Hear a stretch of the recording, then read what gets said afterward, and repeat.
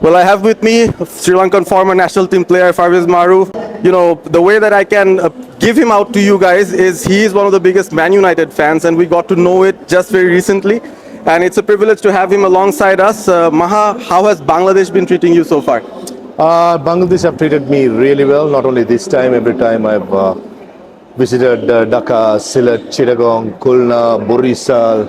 I think I've traveled a lot within Bangladesh. So every time I've come here, I've had a good time of my playing days as a broadcaster. So it's almost feels like home. I'm so looking forward to every time when there's an opportunity to come to Bangladesh to come and work.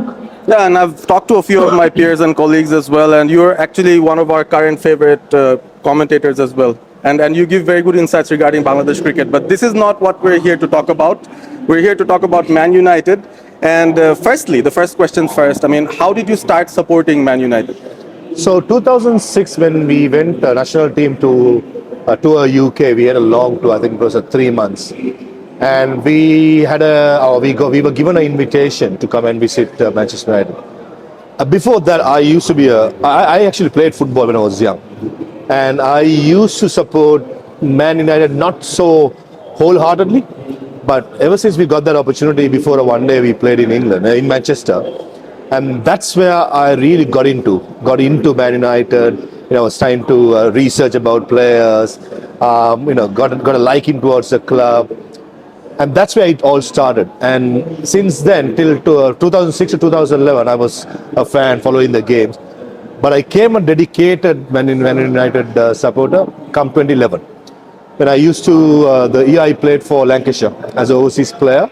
So based in Manchester, the apartment what I was given was right opposite Manchester United in Salford Quays.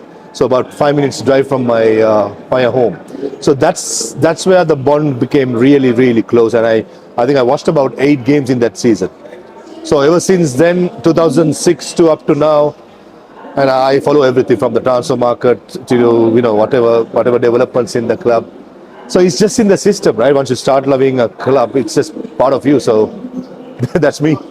Cool, very great. That means you've actually been through the golden era of Sir Alex Ferguson, and then later on through all the other 6-7 managers that we've come across.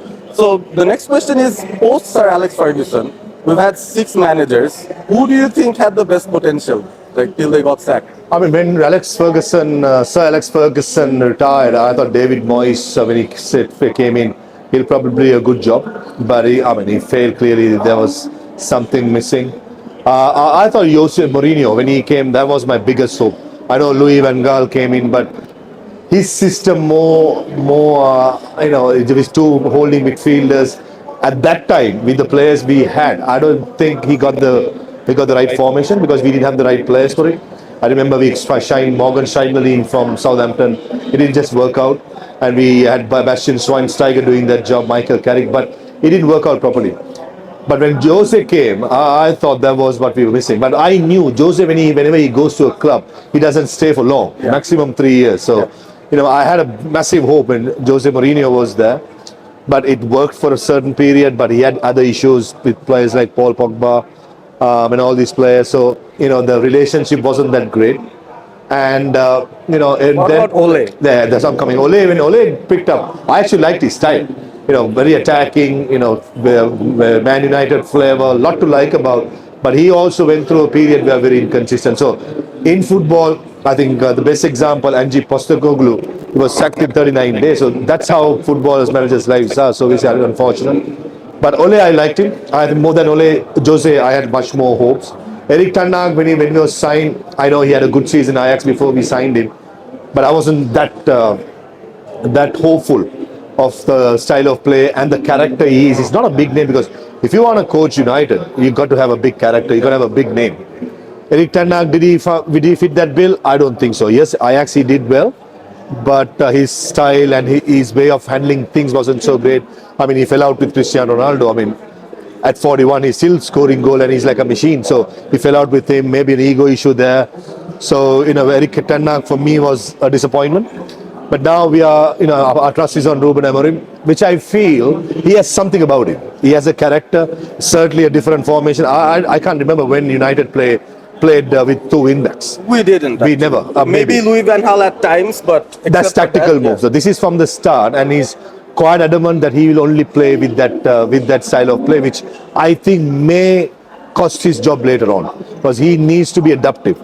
So I'm no big football manager or coach, but I watched a lot of football. I played the game, so I understand a little bit. And at the moment, when things are going well, we beat Sunderland, we beat Liverpool, things are good, things are rosy, but it's not. We have our own issues. So one piece of advice, if I can give it to Ruben, more than advice, a suggestion, is to try to be adaptive. Because we got a superb squad. I think all bases are covered. We got Cunha, we got Mbomo, who was hungry, who has the Premier League potential. There's something about them. Sesko is a workhorse. He keeps running. So, you have Zirks, you have not played much. He's also important goals he has scored in before. So we have the squad, we have the character, we have the hunger.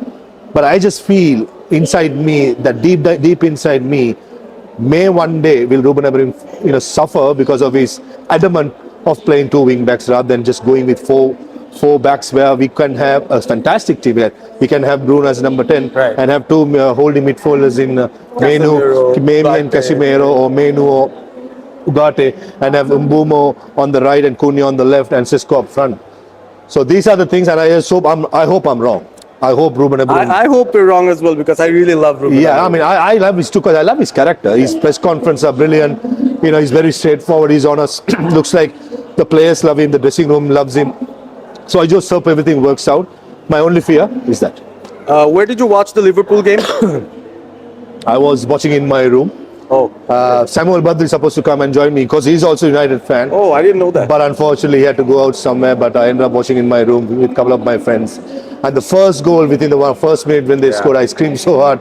I got a knock from the next door. Just ask whether I'm okay. So that's how the feeling is. Well, let's hope that you're around. I'm sure you'll be coming back. We have lots of cricket happening in Bangladesh. So maybe if we get an opportunity, we'll like to invite you to one of the Man United watch-alongs that we do as United fans over here. I mean, there is a Man United club in Sri Lanka. I mean, since I'm traveling a lot, I don't have much time.